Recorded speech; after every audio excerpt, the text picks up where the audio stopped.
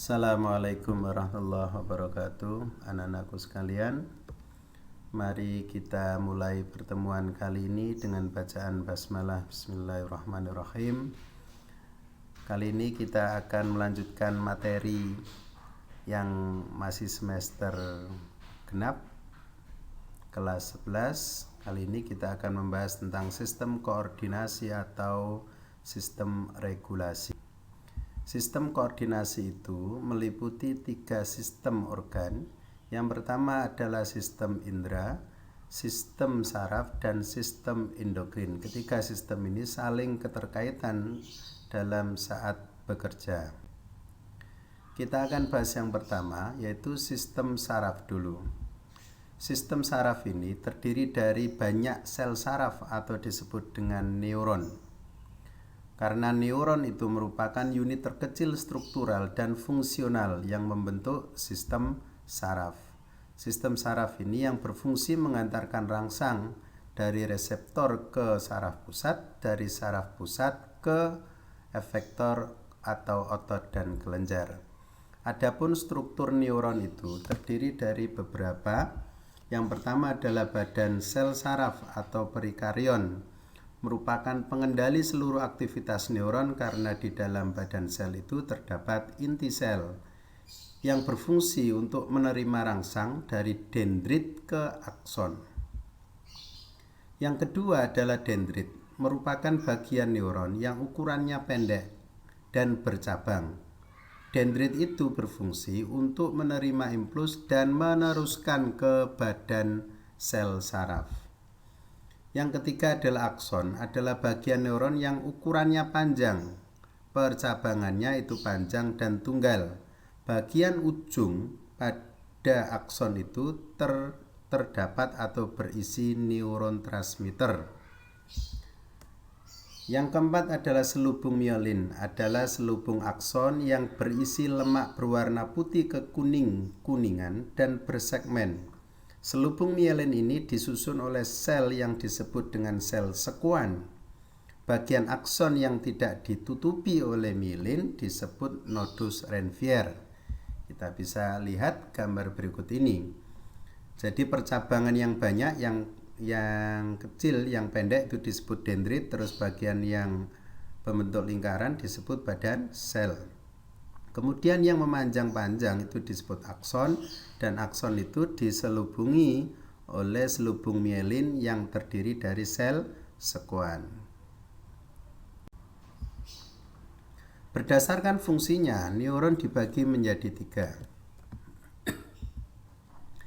Yang pertama adalah sensorik, yaitu sel saraf yang menghantarkan impuls dari reseptor atau indera ke pusat saraf, yaitu ke otak dan sumsum tulang belakang. Yang kedua adalah neuron motorik, adalah neuron yang berfungsi mengantarkan impuls dari pusat saraf ke efektor, yaitu ke otot dan kelenjar. Yang ketiga adalah neuron interneuron, adalah penghubung antara sensorik dengan motorik. Berdasarkan juluran sitoplasma, neuron dibagi menjadi 3. Yang pertama adalah neuron unipolar, yaitu neuron yang hanya memiliki satu juluran sitoplasma. Yang kedua adalah neuron bipolar, itu memiliki 2 juluran sitoplasma pada badan selnya. Yang ketiga adalah neuron multipolar, memiliki banyak juluran. Kita bisa lihat gambar. Nah, ini adalah gambar neuron unipolar dari badan sel yang bulat itu ada cuma 1 juluran saja. Dan bentuk seperti ini itu berfungsi membawa impuls dari reseptor ke saraf pusat sehingga disebut dengan saraf sensorik. Sedangkan yang kedua, kalau dilihat julurannya dari badan sel itu ada 2, makanya disebut bipolar. Dan bentuk ini itu yang menghubungkan antara sensorik dengan motorik sehingga disebut dengan interneuron. Sedangkan apabila memiliki banyak juluran itu disebut multipolar. Dan bentuk yang seperti ini itu membawa impuls dari saraf pusat ke efektor disebut dengan sel saraf motorik. Mekanisme penghantaran impuls Impuls itu adalah rangsang yang merupakan aliran listrik dan merambat pada serabut saraf. Penghantaran impuls itu terjadi secara konduksi yang melibatkan pompa ion natrium dan kalium. Mekanisme penghantaran impuls terjadi melalui 3 tahapan. Kita bisa lihat gambar ini. Tahapan yang pertama itu adalah tahapan polarisasi atau masa istirahat, di mana tahapan ini neuron tidak menghantarkan impuls sehingga saluran natrium dan kalium itu tertutup. Pada bagian luar membran itu bermuatan positif, sedangkan dalam itu bermuatan negatif. Kita bisa lihat di gambar itu yang tanpa energi. Itu yang biru itu merupakan natrium, seimbang. Natrium dan kalium di luar dan di dalam itu seimbang karena masih tertutup karena tidak ada impuls. Tetapi pada tahap yang kedua adalah depolarisasi, di mana neuron ini dilalui oleh impuls sehingga neuron saluran natrium itu terbuka. Maka kemudian yang ada di dalam yang biru itu keluar semua, dan kalium yang ada di luar itu ke dalam semua, sehingga mengakibatkan perubahan muatan. Yang awalnya positif di luar menjadi negatif, yang di dalam itu negatif menjadi positif. Itu disebut tahapan depolarisasi. Yang ketiga adalah tahapan repolarisasi, yang mana tahapan ini adalah neuron sudah dilalui oleh impuls. Pada tahapan ini saluran natrium itu tertutup, tidak aktif, tetapi saluran kalium itu terbuka sehingga kalium yang ada di dalam itu keluar. Nah, kita bisa lihat pada gambar nomor 4, sehingga membrannya itu kembali menjadi positif. Berikutnya adalah sinapsis. Apa itu sinapsis? Sinapsis itu adalah penghubung antar neuron. Jadi sel saraf itu panjang dan saling berhubungan antara sel satu dengan yang lainnya. Titik temunya itu disebut dengan sinapsis. Jadi ujung akson nanti ketemu ujung dendrit. Pada celah sinapsis ini terkandung suatu substansi zat kimia yang disebut dengan neurotransmitter. Neurotransmitter itu adalah impuls atau pesan berupa zat kimia. Dan macam-macam neurotransmitter itu ada asetilkolin, yaitu neurotransmitter zat kimia yang dihasilkan oleh saraf yang ada di otak. Kemudian epinefrin itu adalah yang dihasilkan oleh kelenjar adrenal pada saat tubuh sedang bahaya. Norepinefrin itu dihasilkan oleh neuron yang ada di badan sel, berada di batang otak dan hipotalamus. Dopamin itu yang dihasilkan oleh hipotalamus pada saat kita, kalau ini tinggi maka kita merasa bahagia, itu karena dopaminnya itu tinggi. Serotonin itu diproduksi oleh saluran pencernaan. Asam gamma aminobutirat itu dihasilkan oleh saraf di otak. Jika kadar saraf ini berkurang, maka akan mengakibatkan tidak nyaman, galau, takut, dan gelisah. Nah, kita bisa lihat itu. Jadi yang ada istilah celah sinapsis, ada bonggol sinapsis, dan yang hijau-hijau, warna hijau itu zat kimia yang disebut dengan neurotransmitter.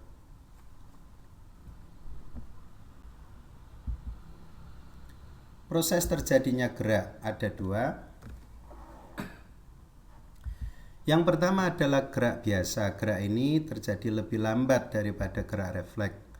Gerak ini dimulai dari rangsang yang diterima oleh reseptor atau sistem indera, kemudian ditangkap oleh saraf sensorik, kemudian dibawa ke saraf otak. Di sini akan diolah terlebih dahulu, baru kemudian akan dibawa oleh saraf motorik untuk disampaikan ke efektor, yaitu ke otot atau kelenjar, ke otot. Sedangkan gerak refleks itu adalah gerak yang terjadi tanpa dipengaruhi oleh kehendak oleh otak. Gerak ini cepat karena jalan ditempuh oleh rangsang lebih pendek daripada gerak biasa. Nah, kita bisa lihat contohnya pada saat tangan itu kena panas, itu langsung ditangkap oleh kulit, dibawa oleh sensorik, kemudian akan menuju ke sumsum tulang belakang, kemudian dibawa oleh motorik, terus sampai disampaikan ke otot. Di situ otot terus bergerak untuk menjauhi panas. Susunan sistem saraf. Sistem saraf pada manusia secara umum itu ada dua, yaitu sistem saraf pusat dan saraf tepi. Sistem saraf pusat ada dua, yaitu otak dan sumsum tulang belakang. Sedangkan saraf tepi itu ada dua, saraf sadar dan saraf otonom atau tak sadar. Saraf sadar itu ada dua. Satu, sistem saraf kranial yang berasal dari otak. Kemudian saraf spinal adalah saraf tepi yang berasal dari sumsum tulang belakang. Sedangkan saraf tak sadar itu ada dua juga, yaitu saraf simpatik dan saraf parasimpatik. Kita bahas satu-satu. Yang pertama adalah sistem saraf pusat. Ada dua tadi, otak sama medula spinalis atau sumsum tulang belakang. Otak itu dilindungi oleh selaput yang disebut dengan meninges. Dan meninges sendiri itu terdiri dari 3 lapisan, piameter, arachnoid, dan durameter. Kita bisa lihat gambar. Karena otak itu organ yang sangat vital dan penting, perlu dilindungi. Ada lapisan, beberapa lapisan yang pelindung. Yang pertama itu adalah kulit, kemudian ada periosteum, kemudian ada tulang keras, kemudian baru di situ ada lapisan meninges, ada durameter, arachnoid dan piameter. Piameter itu lapisan terdalam yang banyak berisi pembuluh darah yang berfungsi untuk membawa makanan oksigen ke otak. Otak itu terdiri dari dua bagian, yaitu substansi gresia yang berwarna abu-abu, itu bagian yang ada di luar, yang banyak mengandung badan sel dan serabutnya tak bermielin. Sedangkan yang kedua adalah substansi alba atau yang berwarna putih. Bagian ini letaknya ada di dalam. Bagian ini banyak mengandung serabut yang bermielin.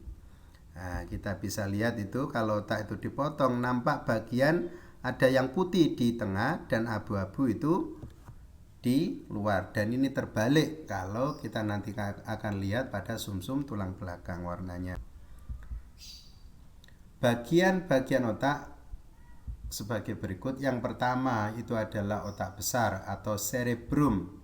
Otak besar ini merupakan sumber kecerdasan, pusat ingatan, pusat alat indera, pusat asosiasi. Otak besar terdiri dari beberapa labus. Kita bisa lihat itu ada 4, frontal, parietal. Frontal itu paling depan, yang ada di atas itu parental, paling belakang itu occipital, dan samping itu adalah temporal. Masing-masing memiliki fungsi sendiri-sendiri. Frontal itu berfungsi untuk penalaran, keterampilan motorik, kognitif, dan berbahasa. Sedangkan temporal itu untuk pendengaran, emosi, dan belajar.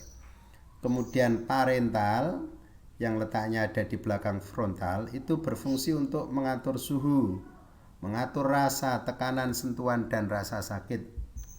Sedangkan occipital itu untuk merangsang visual, penafsiran, informasi. Visual berarti untuk melihat. Yang kedua tadi, yang kedua adalah diencephalon atau otak tengah. Letaknya terletak di antara cerebrum. Diencephalon terletak di antara cerebrum dan otak tengah. Diencephalon itu terdiri dari talamus, hipotalamus, dan epitalamus. Hipotalamus sendiri itu memiliki banyak fungsi dalam pengendalian sistem saraf otonom, seperti mengatur tekanan darah, mengatur laju detak jantung, mengatur laju pernafasan, mengatur ukuran pupil, mengatur proses pencernaan, mengatur aktivitas suhu, kemudian rasa lapar dan rasa haus, menentukan pola tidur, bangun, mengatur tingkah laku, kebiasaan agresif, dan reproduksi. Semua ini dikendalikan oleh hipotalamus. Kita bisa lihat gambarnya. Nah, hipotalamus itu yang atas, kemudian bawahnya adalah hipofisis atau pituitari, terus batang di bawah itu ada batang otak, kemudian di bawahnya lagi itu ada otak kecil atau cerebrum. Berikutnya yang ketiga itu adalah otak tengah, mesencephalon. Otak tengah merupakan penghubung antara pons faroli dan otak kecil dengan otak tengah. Fungsi otak tengah adalah sebagai pusat refleks. Kita bisa lihat di gambar itu yang berwarna hijau itu adalah otak tengah, penghubung antara spons faroli dan otak kecil. Berikutnya pons faroli atau jembatan farol berfungsi menghantarkan impuls dari bagian kiri ke dan kanan, bagian kiri dan kanan otak kecil, dan mengatur frekuensi serta kekuatan bernafas. Berikutnya adalah otak kecil, adalah otak yang berada di bagian punggung atas batang otak dan di bawah lobus occipital. Otak kecil berfungsi mempertahankan keseimbangan, mengontrol gerak mata. Berikutnya adalah medula oblongata, yaitu berfungsi atau batang otak mengatur denyut jantung, tekanan darah, pernafasan, gerakan alat pencernaan, bersin, batuk, dan sebagainya. Itu adalah medula oblongata atau batang otak. Berikutnya adalah sumsum tulang belakang atau medula spinalis. Sumsum tulang belakang itu tentunya berada di tulang belakang. Ini juga bagian dari saraf pusat yang warnanya itu berlawanan dengan otak. Kalau otak itu bagian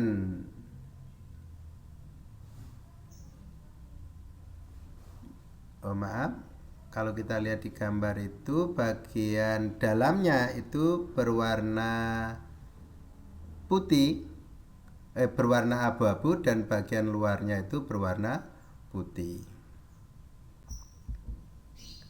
Berikutnya adalah sistem saraf tepi. Sistem saraf tepi itu tadi sudah kita jelaskan bahwasanya ada sistem saraf sadar, yaitu yang dikendalikan oleh otak.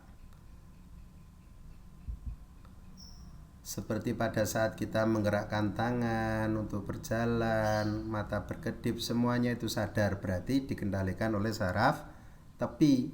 Saraf tepi itu terdiri dari sistem saraf kranial dan saraf spinal. Sedangkan saraf tak sadar atau otonom, sistem saraf ini berhubungan dengan lingkungan internal tubuh dan tidak melibatkan otot rangka, bekerja tanpa kita sadari. Sistem saraf tak sadar itu ada dua, yaitu simpatik yang berperan mengendalikan peningkatan denyut jantung, tekanan darah, dan terbukanya saluran pernafasan. Sedangkan parasimpatik itu kerjanya berlawanan, artinya menurunkan denyut jantung, menurunkan tekanan darah, dan menutupnya saluran pernafasan. Itu parasimpatik. Yang terakhir adalah gangguan sistem saraf. Yang pertama adalah meningitis, adalah peradangan pada selaput meninges yang ada di otak. Gangguan ini disebabkan oleh virus atau bakteri. Berikutnya adalah encephalitis, adalah peradangan jaringan otak penyebabnya karena virus. Neuritis adalah gangguan pada saraf tepi akibat peradangan atau tekanan. Yang keempat adalah kesemutan, itu juga bagian dari saraf pusat karena terjadi gangguan pada saraf sensorik akibat terganggunya metabolisme. Yang kelima adalah epilepsi atau ayan, gangguan menaun yang menyerang saraf. Alzheimer adalah gangguan berupa sindrom kematian sel otak secara bersamaan. Biasanya gangguan ini menyerang pada lansia atau pikun. Stroke adalah gangguan yang disebabkan oleh penyumbatan pembuluh darah di otak. Nah, anak-anak sekalian, terima kasih atas perhatiannya dan mari kita tutup dengan bacaan hamdalah. Alhamdulillahirabbil alamin. Assalamualaikum warahmatullahi wabarakatuh.